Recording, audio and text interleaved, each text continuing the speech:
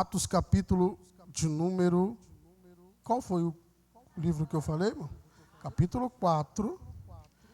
Nós vamos fazer o seguinte, irmãos. Nós vamos ler alguns versículos para termos uma compreensão. Aliás, vamos ler apenas 3 ou 4 versículos para termos uma compreensão daquilo que Deus tem para nós aqui nessa noite. Quero pedir a paciência dos irmãos. Vocês estão acostumados com o pastor Fábio, o pastor aqui, essas metralhadoras. E eu sou baiano, irmão. E baiano é assim, baiano é de gavar, é devagar, e sempre. Mas a gente vai também. Devagarzinho, mas a gente vai, no nome de Jesus. Só para mim não ficar perdido, tem baiano aqui, irmão? Olha aí, tem gente comigo. Eu fiquei com medo quando eu entro na igreja que não vejo baiano. É, irmão, baiano não nasce, baiano brota. Onde você vai, tem. Atos, capítulo de número 4. Vamos ler a partir do 29 até o 31.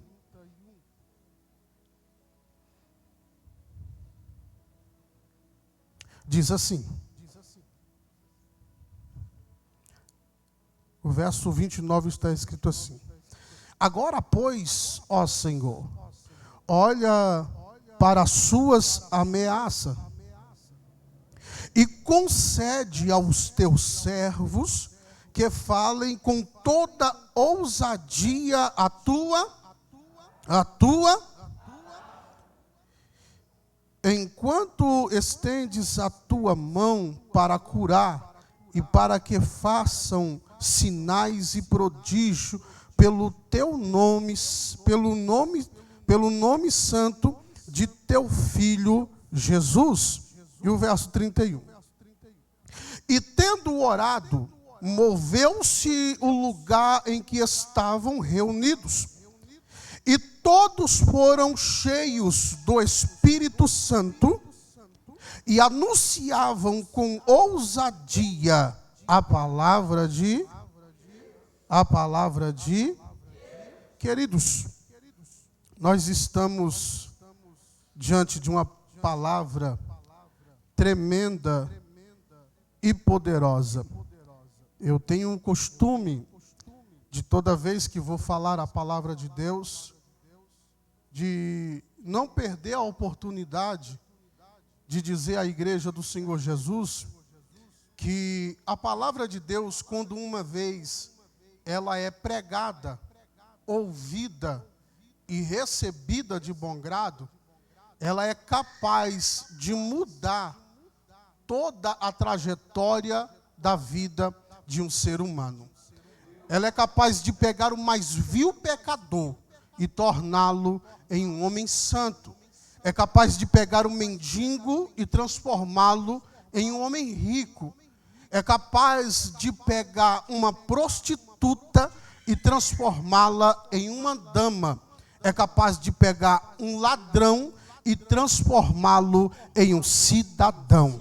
Porque a palavra de Deus, ela é poderosa para curar, para transformar, sobretudo, ela é poderosa para trazer o homem a Deus e levá-lo à salvação. Essa é a palavra do Senhor nosso Deus. Salomão dizia que a palavra de Deus, ela é boa para aplanar os caminhos tortuosos da nossa vida e boa para endireitar as veredas tortuosas. O profeta Ezequiel dizia que a palavra de Deus, ela é como mel provada ao paladar.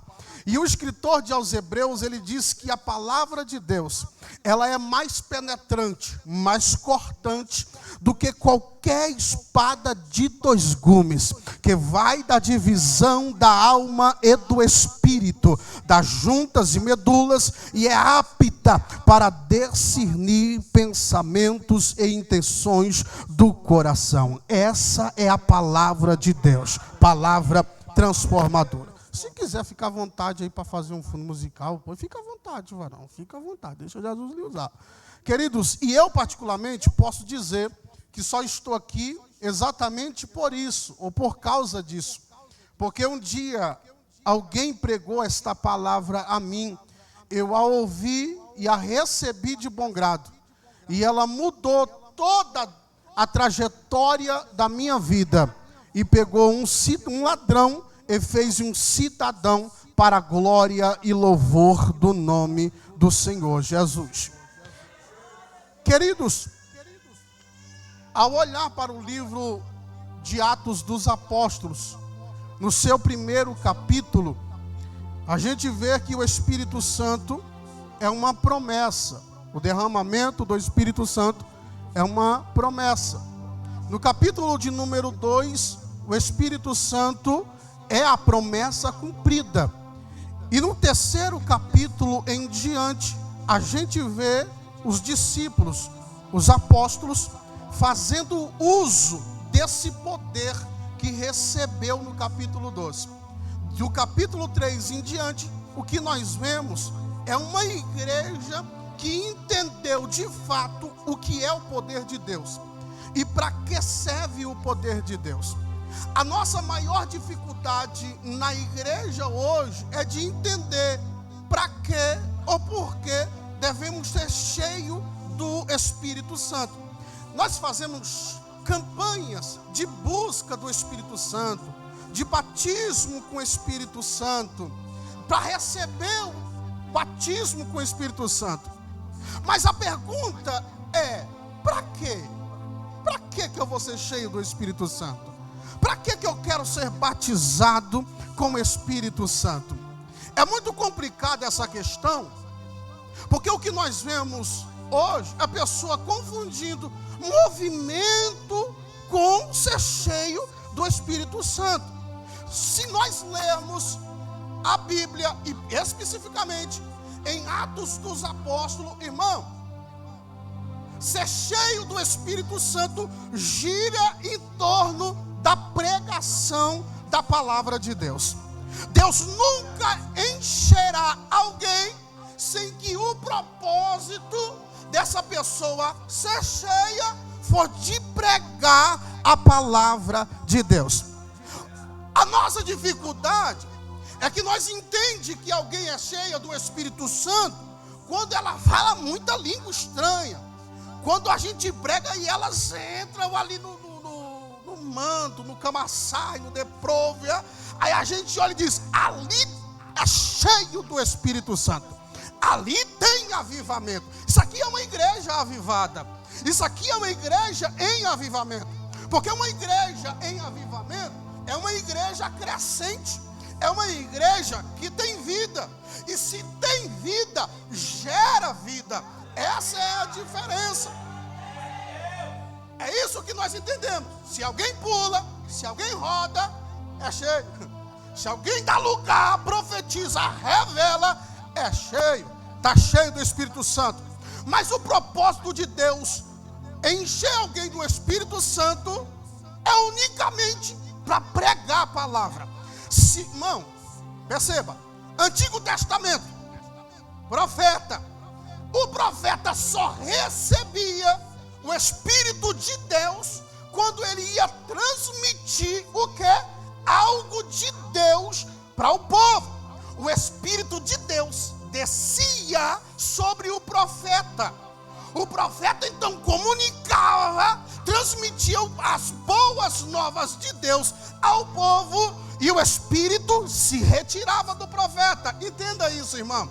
Você pode pular, você pode rodar, você pode sapatear, você pode fazer o que for. Se você é alguém que ainda não entendeu para que Deus está lhe enchendo, você precisa voltar ao princípio e buscar de Deus. Para que eu quero ser cheio? Por que eu devo ser cheio? Irmão, Jesus, ele está caminhando, livro de Lucas, e ele entra dentro da sinagoga. Dentro da sinagoga, num sábado, ele vai ler o livro. E quando ele abre o livro, entrega um rolo para ele, está justamente em Isaías. E quando Jesus abre, o que é que está escrito lá? Eis que é o Espírito do Senhor está sobre mim. O que é que ele fez? Me ungiu, me encheu encheu, estou possesso de Deus. Para quê? Para pregar as boas novas aos contritos, mostrar o caminho. É a única razão para Deus encher alguém do Espírito Santo. Uma pequena experiência. Há uns 18 anos atrás começamos uma igrejinha dentro da favela. Começamos na casa de uma irmã com membros da família, de 7 a 8 pessoas. E Deus foi trabalhando, foi vindo gente, saímos de dentro da casa e fomos para a garagem. A garagem cabia de 15 a 20 pessoas. E aí Jesus foi mandando gente, foi crescendo. Aí nós alugamos um salãozinho que cabia de 30 a 40 pessoas. E o negócio foi crescendo. Por quê? Porque todo domingo a gente entrava na igreja 6 horas da manhã. Quando era 9 horas da manhã, tínhamos escola bíblica dominical. Quando era 11 horas da manhã, colocávamos uma caixinha nas costas e ia para o campo, para o meio da favela, fazer culto ao ar livre. E aí a igreja foi crescendo, fazendo visita, trazendo aqueles que estavam afastados. E a igreja foi crescendo. Alugamos um salão que cabia de 200 a 300 pessoas. E foi vindo gente, foi vindo gente. Até que veio uma missionária. Ô irmão, coisa difícil é lidar com crente que ainda não entendeu. É de fato, pastor, até é cheia de Deus, mas não entende, não sabe usar o poder que Deus. Dá uma raiva disso, não dá, irmão? Porque, irmão, tem pessoas que você olha de longe e diz assim: meu Deus, se eu tivesse a inteligência que esse camarada tem, se eu tivesse a compreensão da palavra que esse camarada tem, se eu tivesse a unção que ele tem, meu Deus do céu, eu ia fazer coisas extraordinárias. Porque tem gente que é cheio, mas não sabe usar. Essa mulher, irmão, era dar um grito no bairro ali do Varginha. A missionária fulano de tá com campanha na igreja. Oh, meu Deus do céu, dava trabalho para arrumar lugar para estacionar carro na frente da igreja. A igreja lota. Aí eu chamei meu pastor, disse: pastor, deixa eu dizer uma coisa para o senhor. Já que a irmã tá vindo aqui, tá chegando com nós aqui, rapaz, se a gente anunciar essa mulher numa cruzada evangelista aqui, o negócio fica bom. E o pastor disse: é mesmo, né? Eu disse: rapaz, mas é. Irmão, nessa época, pastor, a igreja foi crescendo tanto. E não paramos, isso em 4 a 5 anos, não paramos. Todo domingo tinha culto ao livre. Mas conforme o crescimento, todo domingo a gente fazia de 10 a 15 ao ar livre. Porque dividíamos o grupo, mandava um para um lado, mandava outro para outro, e fazíamos o culto ao livre, assim alcançávamos um número maior de pessoas. Aí um dia a gente, depois da escola dominical, chamamos a missionária e disse: vamos organizar uma cruzada. E a gente vai anunciar que a senhora... Aquele tempo não tinha Facebook, não tinha, irmão, não tinha. Eu acho que eu estou ficando velho. Aquele tempo não tinha essas facilidades de internet. Para a gente anunciar alguma coisa, não sei se o pastor Fábio dessa época, a gente pegava umas faixas e saía fazendo, colocando uns postes, em cada esquina colocava uma faixa. Era assim que a gente anunciava as cruzadas. E o pastor disse: nós vamos colocar a senhora. E ela disse assim: pastor, o senhor não me leva a mal, não? Mas eu acho que eu não levo jeito para pregar para quem não é crente. Irmão, me explica esse negócio aí. Como é que Deus te enche do Espírito Santo e você não consegue falar de Deus, não consegue falar de Jesus para uma pessoa? Irmão, como é difícil. E sabe qual é o nosso problema? O nosso problema é que nós queremos ir para longe. Nosso problema é que não que isso esteja errado. O nosso problema é que a gente quer alcançar a África, quer alcançar não sei aonde, quer alcançar outros países, e a gente não consegue trazer quem está do nosso lado. Dá um glória para mim não ficar sem graça. Dá um glória. Como é que me explica isso aí, irmão? Eu não consigo trazer meu vizinho, mas eu quero ganhar a África para Jesus. Eu não consigo ganhar o meu filho que está desviado, mas eu quero trazer o mundo para Jesus. Como é? Me explica esse negócio aí. Jesus, ele faz a promessa no capítulo 1 e no verso de número 8. Ele diz: ficai em Jerusalém, até que do alto sejais. Isso aqui, irmãos, é um panorama de ser cheio do Espírito Santo. E vocês serão revestidos. Para quê, Jesus? Para vocês serem a minha testemunha. Aonde? Jerusalém, localidade, Samaria, Judeia, circunvizinhança e até os confins da terra. Meu filho, é aqui que começa. É dentro da casa que começa. É na escola que começa. Irmãos, você quer ver uma prova? Todo último domingo do mês eu faço um culto na minha igreja. E a gente é semelhante a esse, culto de missão.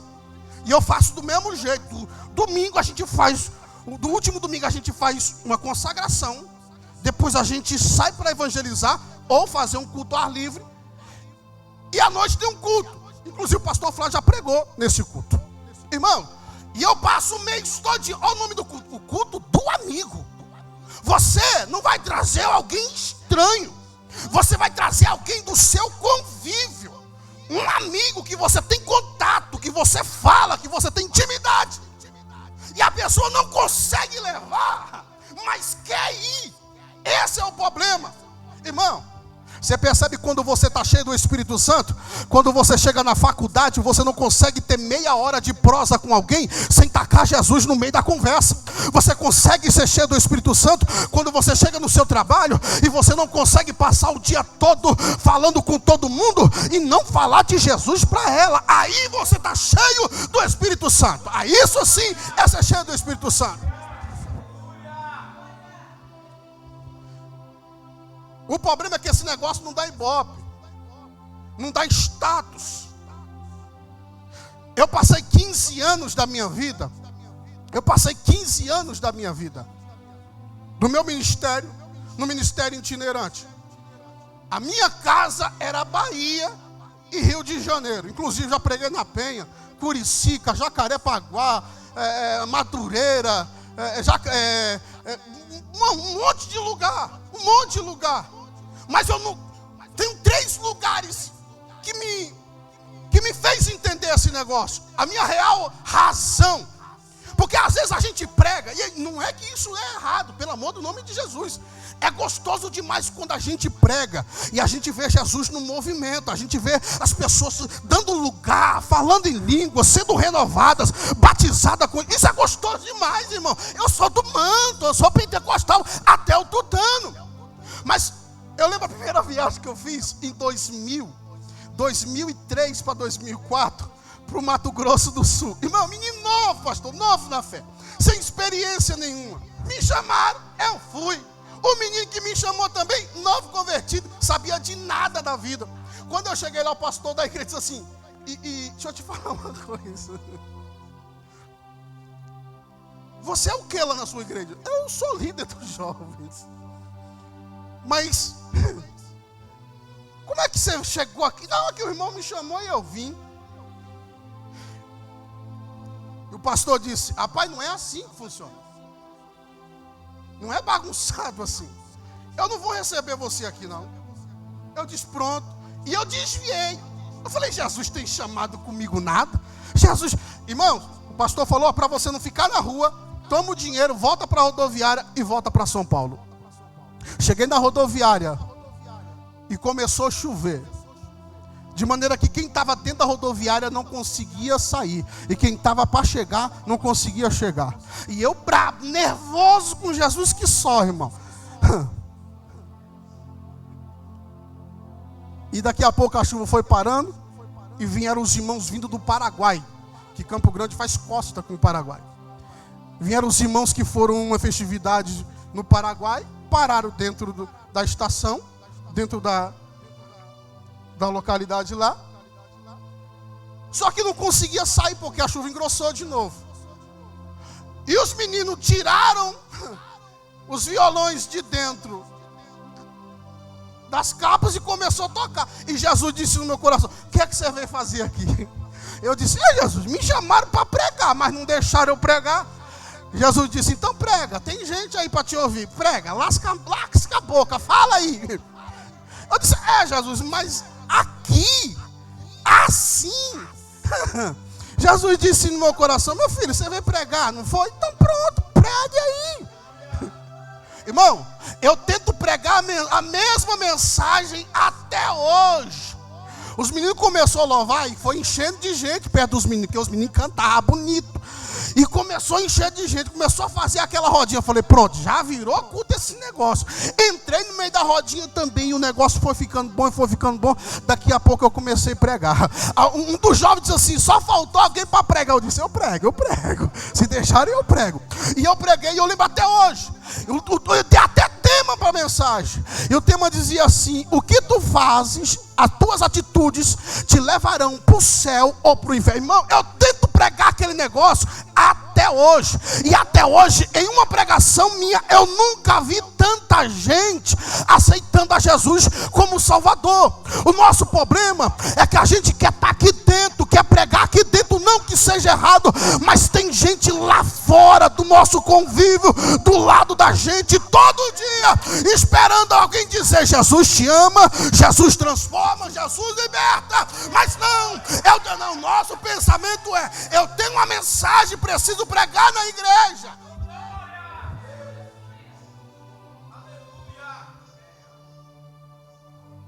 A gente confunde.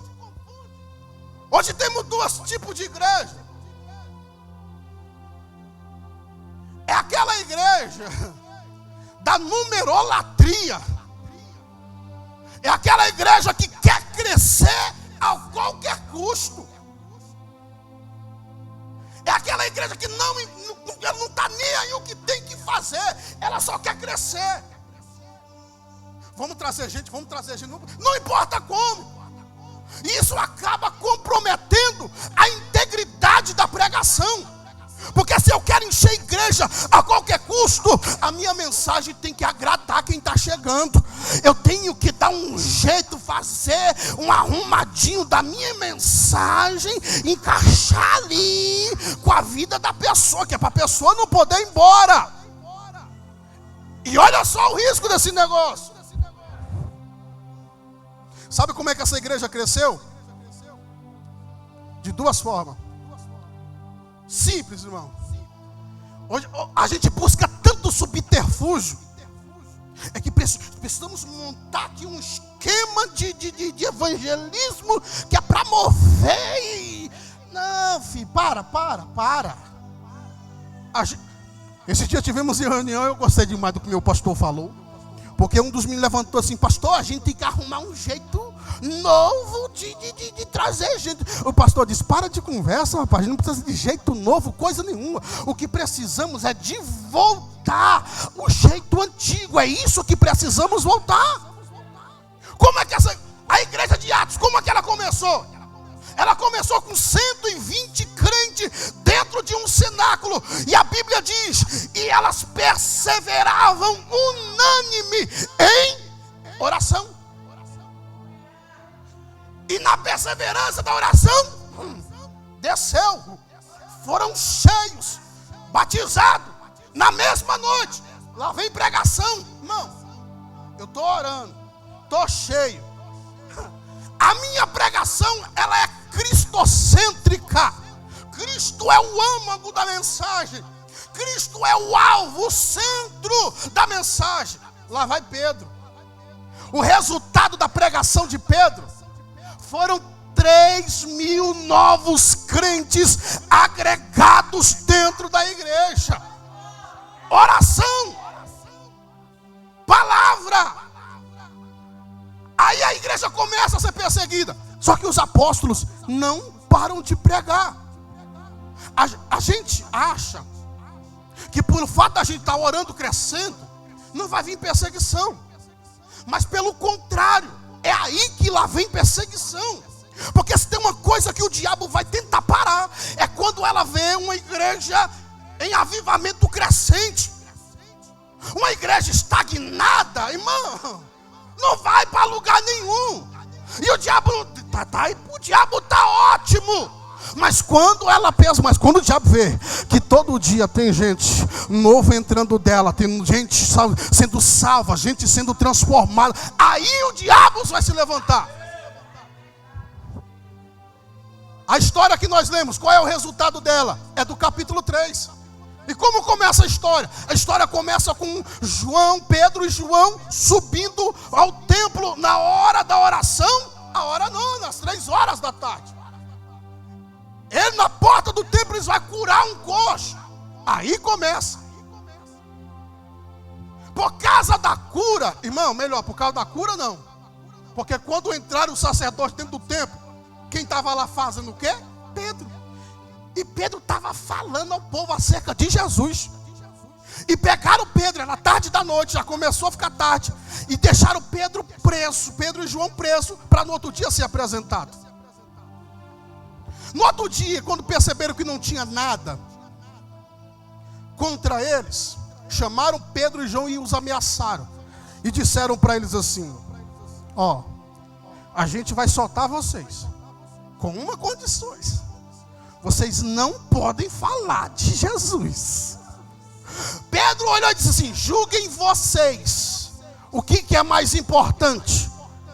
Obedecer a Deus ou os homens? Liberaram Pedro e João, voltaram para o grupo. E aí Pedro e João começaram a relatar o que havia acontecido. Aqui então o povo começa a orar. Olha a oração desse povo. Quando o povo ouve, o povo olha para cima e diz: Senhor, o Senhor viu a afronta, o Senhor viu o perigo que eles estão correndo. Olha a oração. Agora nós te pedimos que conceda aos teus servos ousadia, coragem para pregar a palavra. Olha aqui de novo a razão de ser cheio. E tendo eles orado, moveu-se o lugar em que estavam reunidos, e todos foram cheios do Espírito Santo e anunciavam com ousadia a palavra de Deus.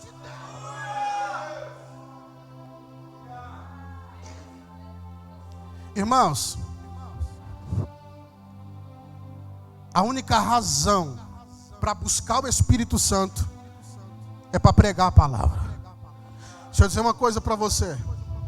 Se você está buscando o Espírito Santo, para você chegar aqui e revelar, para você chegar aqui e profetizar, continue, por favor, continue.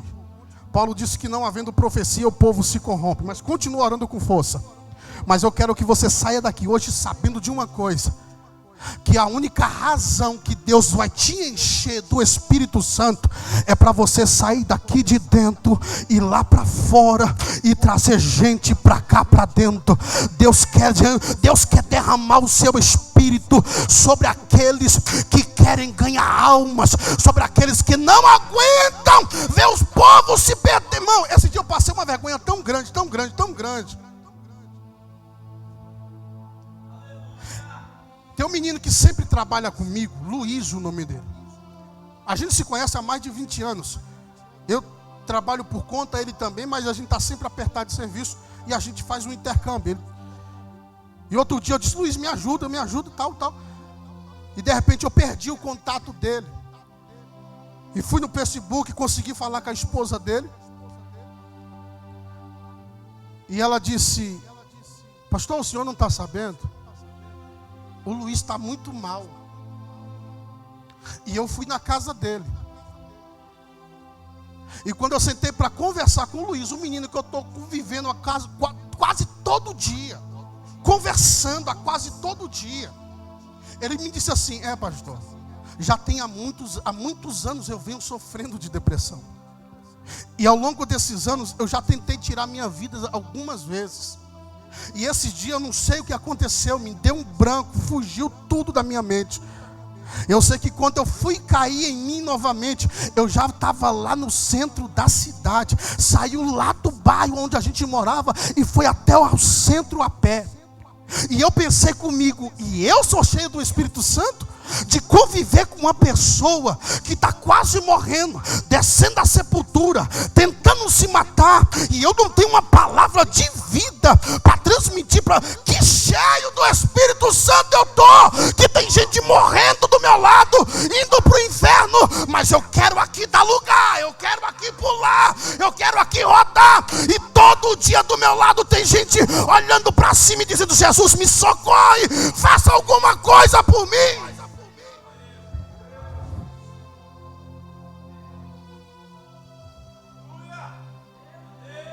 A pregação da palavra transforma. Você não precisa de subterfúgio. A igreja não precisa de coisa nova. A igreja precisa de voltar às práticas. É oração, é palavra, é poder de Deus. É isso que a igreja precisa para poder crescer. Eu estou falando de um crescimento sólido. Eu estou falando de um crescimento e não de um inchaço. Porque tem igreja aí que a gente vê, não é crescimento, é um inchaço. E tem gente que bate no peito e fala, viu como a gente cresce rápido? Sabe qual é o problema? É que hoje nós temos sim bons pregadores, temos, graças a Deus por isso. Ouvimos mensagens poderosas, mensagem que enche o coração, mensagem que traz motivação, toca o coração. O problema é que falta mensagem que toca a alma. A mensagem que toca o coração, ela pode até trazer um crescimento, mas não traz transformação, não traz mudança. Porque quando eu falo de coração, eu estou falando de emoção. Mas quando eu falo de alma, eu estou falando de transformação, de mudança. É por isso que Paulo diz: e não vos conformeis com este mundo, mas sede transformados, renovados pela renovação do vosso entendimento. Se a mensagem toca só o coração, só tem emoção, só tem motivação. Mas se toca a alma, aí tem transformação, aí tem mudança. Em quase toda reunião de obreiros, em quase todos os cultos de ensinamento, o meu pastor presidente, ele sempre usa uma frase, eu acho terrível a frase. Ele sempre diz assim, pastor, que a pregação, ela é boa, porque traz motivação, mas o ensino é excelente, porque molda o caráter. Não adianta você ter uma igreja cheia de crente emocionado. Não adianta você ter uma igreja cheia de crente motivados e não ter caráter transformado. Por que você acha? Por que você acha que tem gente que vive no pecado, na fornicação, no adultério, na prostituição, na pornografia, mas quer continuar pregando, quer continuar cantando, porque está emocionado, tem até um incentivo, tem até a emoção, mas não tem a transformação do caráter. E é isso que Deus quer fazer com a igreja. Não quer uma igreja cheia de emoção, mas quer uma igreja transformada.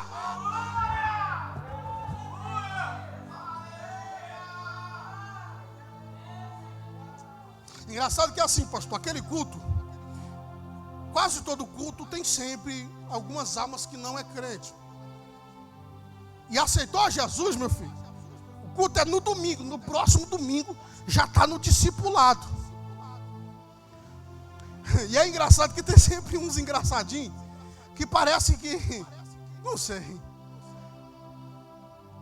E às vezes as pessoas assim, não, mas a gente precisa mostrar para esses jovens que servir a Deus não é uma coisa chata. E com esse negócio de tentar mostrar para jovem que servir a Deus não é uma coisa chata, a gente tem que acabar trazendo esse jovem, essas pessoas, e tem que dar um jeito de adaptar o evangelho a elas. Não. Chegou, meu filho, você tem que se adaptar ao que está aqui. Jesus disse assim: se quiseres vir após mim, negue-se, toma a sua cruz. Jesus, meu irmão, como é que Jesus escolheu 12? Siga-me, siga-me. Não tem conversa. O evangelho é simples, o evangelho é puro, e não precisa de subterfúgio, só precisa ser ensinado. Porque se eu ensino, eu mudo o caráter. Você já viu uma criança? Irmão, quando você pega uma criança em fase de crescimento, e você senta com ele e você diz: assim não pode, aqui não pode, se você fizer assim vai dar ruim, se você fizer assim você vai quebrar sua cara. Você está ensinando, você está instruindo. Isso aqui é evangelho. É quando você chama alguém para o evangelho, se converte a Cristo e você senta com ela, explica para ela e mostra para ela. Irmão, a igreja pode até não crescer de uma forma esplendorosa, que a gente gostaria que crescesse de forma rápida. A diferença é que quando crescer, vai crescer da forma certa. Você não vai... Irmão, escuta isso aqui.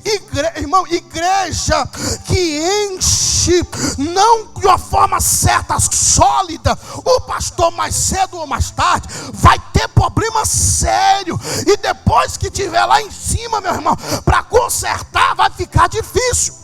Pastor Fábio foi lá esse dia na nossa igreja. A igreja, aquela igreja, pastor Fábio, era um pouco maior que esse púlpito aqui. Era um pouco maior do que esse púlpito aqui. Passou muitas igrejas ali. Alugamos o salão e compramos o salão. Na frente da igreja era uma boca de fumo. Os meninos guardavam as drogas praticamente dentro do banheiro. Em alguns anos, a gente cercou, fechamos. E acredite, aquela igreja começou a ser construída com 7 crentes lá dentro. 7 crentes lá dentro. A gente começou a igreja. Pastor, está cheia? Nada. Está na peleja. Hoje nós estamos em 30 crentes lá. Mas tem uma coisa, irmão. Imagina vocês dentro de uma favela, em uma pequena comunidade. Uma igreja para ser terminada foi com 20 crentes. Foi com 20 crentes. E dentro dessa igreja, Jesus já libertou traficante. O traficante lá de dentro da cadeia diz assim: pode parar, ninguém trafica mais aí. Quem manda agora aí é os irmãos. É outros irmãos que vai mandar aí dentro. Ninguém trafica mais lá. Você está entendendo, irmãos? Tem coisa que e todo mundo dizia, todo mundo chamou para o meu pastor e disse assim: você é louco, não fica uma igreja ali. Você vai investir dinheiro naquilo ali? Você vai jogar dinheiro fora? Não tem nem lógica. Meu pastor disse assim: rapaz, é ali que é o lugar, ali que é o ninho, é ali que a gente tem que futucar mesmo, é ali que vai dar certo, porque é lá que tem gente que precisa ouvir de Jesus. E tem mais um, irmão, já tem uns 3 meses, pastor Fábio, que todo domingo o pastor resolveu: não tem culto mais à noite, só o último domingo, o culto é à tarde. A gente põe as caixas para fora naquela pracinha ali, cercou tudo ali, arrumou asfalto, e a gente agora mete o microfone todo domingo à tarde e o culto fica lá no meio da rua para quem quiser ouvir. Mudou tudo, irmão.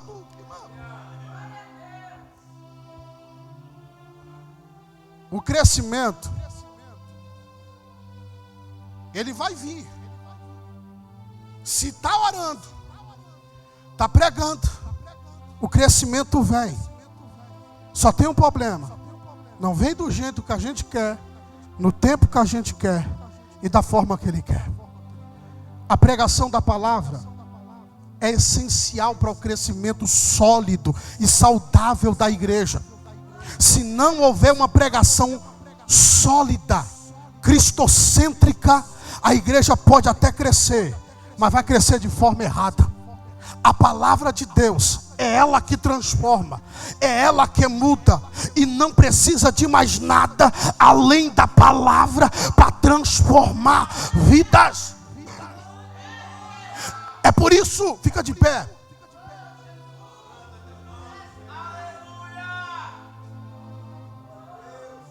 É por isso que o escritor do Salmo de número 119, no verso 11, ele vai dizer assim: como purificará o mancebo o seu caminho?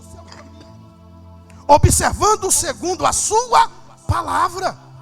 Aí no verso 11, ele diz assim: a tua palavra escondi no meu coração, para não pecar contra ti. No verso 17, ele vai dizer assim: faz bem ao teu servo, para que vivas e observe a tua palavra. Aí no verso 25, ele vai dizer assim: a minha alma está apegada até o pó, vivifica-me segundo a tua tua palavra. No verso de número 28, ele vai dizer assim: a minha alma consome-se em tristeza, fortalece-me segundo a tua palavra. Aí no verso de número 50, ele vai dizer assim: o que me consola na minha angústia é isto, que a tua palavra me vivifica. No verso de número 105, ele vai dizer assim: lâmpada para os meus pés é a tua palavra, é luz para os meus caminhos. Oh glória! Deus vai dizer para Jeremias, no capítulo 1, no verso de número 12: viste bem, porque eu velo pela minha palavra para fazê-la cumprir. Vai dizer o profeta Isaías, no capítulo de número 8 e o verso de número 40: seca-se a erva, caem as folhas, mas a palavra do nosso Deus subsiste eternamente. Jesus vai dizer para o diabo em Mateus 4 e o verso 4: nem só de pão viverá o homem, mas de toda a palavra que sai da boca de Deus. Jesus vai dizer para os discípulos em Mateus 24:35: passa os céus, passa a terra, mas as minhas palavras não hão de passar. O apóstolo Paulo, ele vai dizer em 1 Coríntios capítulo 1 e o verso de número 18, ele vai dizer: porque a palavra da cruz é loucura para quem perece, mas para quem é salvo é poder de Deus. Só para mim não ficar perdido, quem quer ser cheio do Espírito de Deus? Você quer ser cheio do Espírito de Deus? Mas eu quero te perguntar, amanhã quando chegar no seu serviço, o que é que você vai fazer com poder? Quando tu bater de frente com alguém lá na faculdade, na escola, no curso, o que é que tu vai fazer com o poder que tu receber? Dá um glória para mim não ficar sem graça, vai, dá um glória. Irmãos, porque tem gente que é muito cheio, mas não se envolve em trabalho nenhum da igreja, não se envolve em um culto ao ar livre, não faz uma visita para quem está precisando, mas é cheio. E do quê? E para quê? Você acha que o Espírito Santo vai vir sobre você só para você chegar aqui e louvar e pregar e não fazer? Não.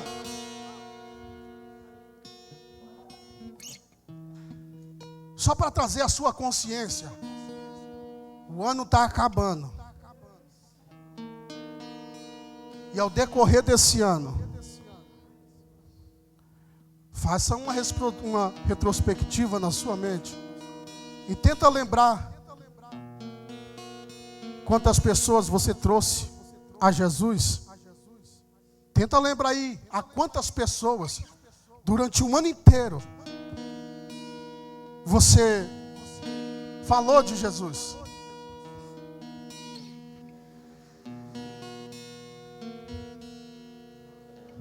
Esse dia, alguém disse assim para o pastor: vamos fazer uma meta para o ano que vem a gente ganhar 50 almas. Eu disse: o projeto é até bom, mas deixa eu dizer uma coisa para você: se no ano todo você ganhar uma alma para Jesus, é lucro. Porque a gente acha, irmão, que ganhar alma é a pessoa chegar aqui, levantar a mão e acabou. Eu aprendi, depois que passei a pastorear, que eu ganho uma alma para Jesus quando eu instruo, discipulo, aí eu estou ganhando. Quando eu consolido essa pessoa a Cristo, quando eu firmo essa pessoa a Cristo. Não precisa ganhar 10 almas no ano, não. Se você colar nenhuma alma o ano todo, e essa alma não se perder, irmão, Você fez o que você tinha que fazer.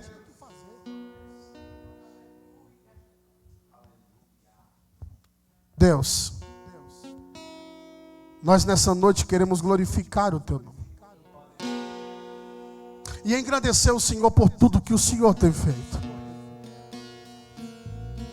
O que nós queremos, Senhor, é te pedir que por bondade o Senhor abra a nossa mente, o nosso entendimento e traz a nós a compreensão e nos incomode, para não vivermos a nossa vida de lado de pessoas que ainda não lhe servem ou que estão afastadas dos teus caminhos, sem que elas saibam do poder que o Senhor tem para curar, para transformar, para libertar. Nos usa com graça, nos usa com unção, com poder para transformar a vida. Nos ajuda a transmitir às outras pessoas, para que elas vivam aquilo que nós vivemos na Tua presença, para que a transformação que nos alcançou alcance elas também. Imploramos ao Senhor que derrame do Teu Espírito de sabedoria, derrame do Teu Espírito de coragem, de intrepidez sobre nossas vidas, e nos conceda a graça para pregar a Tua palavra com poder, com unção, com ousadia, em o nome de Jesus. Amém e graças a Deus.